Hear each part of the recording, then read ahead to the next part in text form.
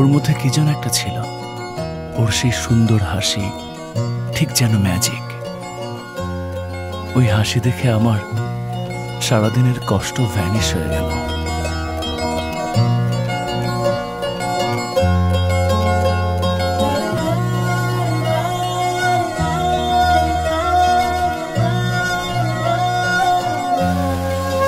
আর ঠিক এভাবেই সেও ভ্যানিশ হয়ে গেল। সবার জীবনে বদলে যাওয়ার কিছু মুহূর্ত আসে, আমার জীবনের ওই মুহূর্ত ছিল সেটা।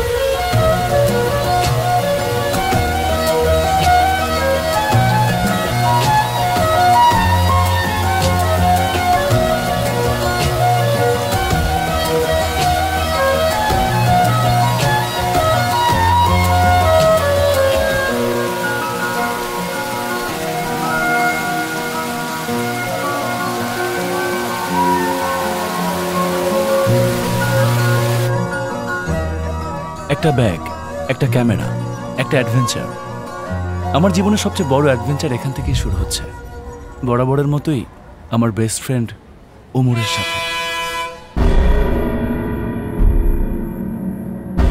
পেছনে রেখে এসেছিলাম AK-47 আর একটা পাওয়ারফুল গ্রেনেড।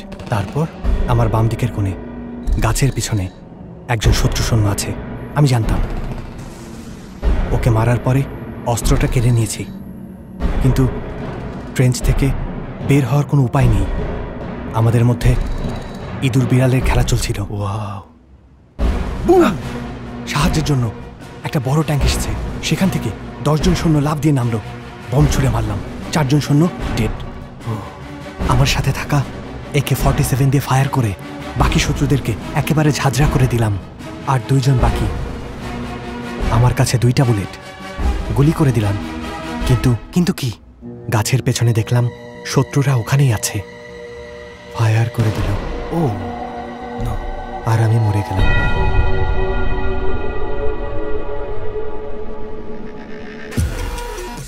জীবন আর মৃত্যুর মাঝখানে খুব অল্প সময় বাকি থাকে। সাবধানে থেকো। The best war game ever. Level 14। তোমার এই লেভেলে পৌঁছানোর কোনো সুযোগ নেই। এই হলো ওমরের জীবন।